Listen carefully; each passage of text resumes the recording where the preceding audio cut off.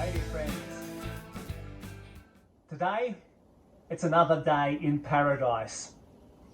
I'm forever the eternal optimist. I always look for the best in things. I'm fortunate that I have been blessed with that character, but it's not the same for everyone. During the lockdown, there were some things that happened, and even just today, that could unsettle us all. For example, over here in Gisborne, on the east coast, we suffered a few small earth tremors. Just a little reminder that perhaps we're not in control of all things, just the way that we think we may be at times. In actual fact, there are probably a lot of factors that are beyond our control, but we need to be able to cope with those at times. They may unsettle us, but they shouldn't bring our worlds crumbling around us. So the earth tremors came and they went, and nothing really was changed by them, except that there is a reminder that perhaps there may be a big one that will come at some point, as it has in the past. But why should we worry about that? What can we do about it? We actually shouldn't worry about things that we can't control, but be more concerned about the things that we can control. Today, I was without internet or Wi-Fi and mobile network because we had an accident that occurred over there in Napier, which damaged some fibre optic cables a few days ago, and so they rerouted all the signal so we could maintain our mobile network and internet. But then this morning at 9 o'clock, we had a fibre optic cable destroyed by a contractor who unfortunately perhaps wasn't paying attention to what he was doing. After that, our services were entirely cut. Could you imagine a world without internet?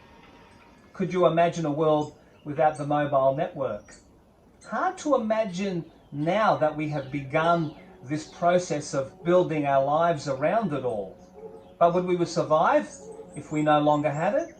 Absolutely. Of course we would. We survived for thousands of years without it.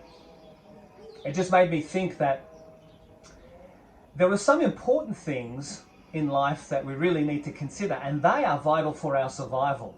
And there are other things that are a convenience, a blessing, good to have, but not necessarily essential. We need to put them in their right place. For example, love and purpose in life is very, very important for all of us. We couldn't really survive without those. And if we did, it would be a rather difficult life that we would face. It makes me think that when we do suffer these slightly unsettling things like earth tremors, maybe a tsunami, maybe a major earthquake, maybe the loss of communications, we can get through that. We're quite capable of doing that. We're really quite resilient creatures. When I think about the kind of living standards and circumstances that people live in elsewhere, I think to myself, I am so lucky, so blessed to be in the place that I am. Yet, those people seem to survive, they still seem to smile, and they still seem to sing. In reality, we don't need a whole lot, but we do need love. We do need people that care for us. We do need support through our difficult times, through relationship. We can do with a lot of things, but I don't think we can do without that. The friendships and the deep relationships that we share with one another. The extraordinary kind of crises that can come upon us have seen humanity get through them by banding together. Now think about the people that have had difficulty during this time of self-isolation. If we band together, like we're trying to do through this challenge, we can help support people and help them get through the tough times. Now I'm going to do something a little tough today. I'm going to try these push-ups with my feet up here. I'm not sure how I will accomplish this, perhaps very slowly and with much effort. But we're all pretty resilient, aren't we? If we can't do it the first time, we'll try again the second time. I'm going to quote to you from the first letter of John, chapter 3 and verse 2 today.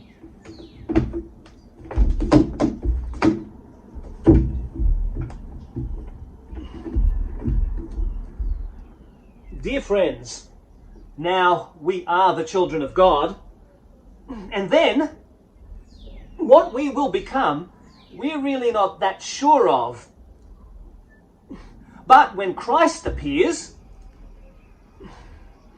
then we shall be like him, for we shall see him the way that he actually is. And now, if you have this hope in him, then you will purify yourselves just as he is pure.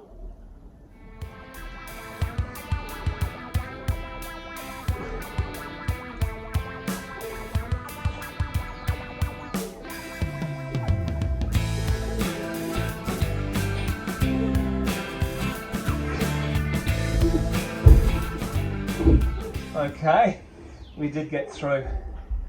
I think the knowledge that there are a lot of other people that are doing the same thing, that are trying to support those that are suffering, that are lonely. Kind of, it's like being on a footy field and you're playing on your home ground and your supporters are there in huge numbers and they keep cheering for you. It's that kind of spiritual and emotional support that helps get us through the most difficult times. So don't think we have to get through everything on our own. Together, we're better. Catch you later.